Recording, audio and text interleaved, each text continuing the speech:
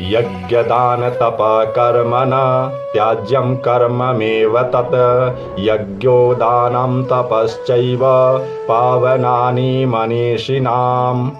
यज्ञ दान और तप रूप कर्म त्याग करने योग्य नहीं है, बल्कि वह तो अवश्य कर्तव्य है, क्योंकि यज्ञ दान और तप ये तीनों ही कर्म बुद्धिमान पुरुषों को पवित्र करने वाला है। अर्थात कृष्ण कह रहे हैं कि यज्ञ दान और तप ये तीनों जो कर्म है ये सभी मनुष्य के लिए अनिवार्य है और ये सबसे उत्तम कर्म है।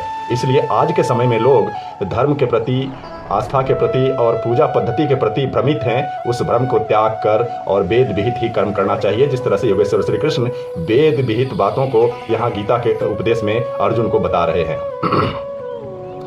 एतान्यपि तु कर्माणि संगम त्यक्त्वा फलानि च कर्तव्यानीति मे पार्थ निश्चितं मतमोत्तमम्। इसलिए हे पार्थ, इन यज्ञ दान और तप रूप कर्मों को तथा और भी संपूर्ण कर्तव्य कर्मों को आसक्ति और फलों का त्याग करके अवश्य करना चाहिए। बिल्कुल सही बात है।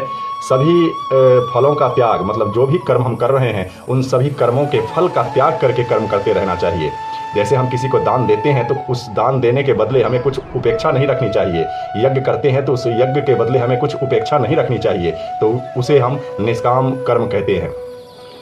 यह मेरा निश्चय किया हुआ उत्तम मत है।